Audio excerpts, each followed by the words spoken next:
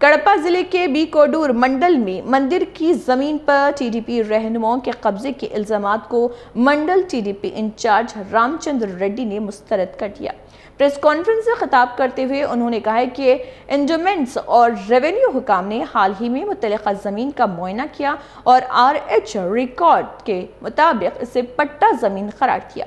उन्होंने कहा कि अगर मुस्तकबिल में ये ज़मीन एंडोमेंट्स महकमे की साबित होती है तो वो इसे फौरी तौर पर महकमे के हवाले करने के साथ 2 लाख रुपए बतौर अतिया भी देंगे।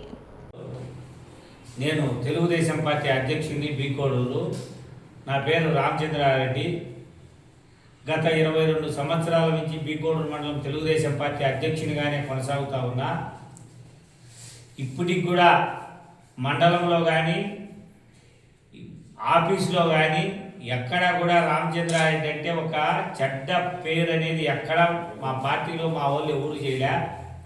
నా మీద మొన్న జ్యోతి పేపర్లో ఒక రావడం, ఆ జ్యోతి పేపర్లో ఏం రాసిందంటే దాదాపుగా 2 కోట్ల భూమిని తెలుగుదేశం పార్టీ నాయకులు స్వాహా చేసినారని రాసిండ్రు.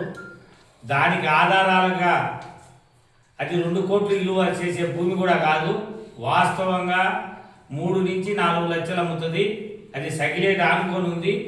అది ఎవరమైనా మిమ్మల్ని అందరినీ కూడా తొడకపోయి చూపించా. ఆర్టీఓ గారు సోమవారం మాకు ఫోన్ చేసి రమ్మన్నారు. ఎంఆర్ఓను, డిటిని, ఈఆర్ఓను, ఎండోమెంటు కొండ ఇన్స్పెక్టర్ ఎవరు కొండయ్యను అందరిని రమ్మన్నారు. రమ్మని వచ్చినాక రికార్డును అంతా పరిశీలించారు. ఇది RH ప్రకారం పూర్వం పట్టాదారుల పేరుంది.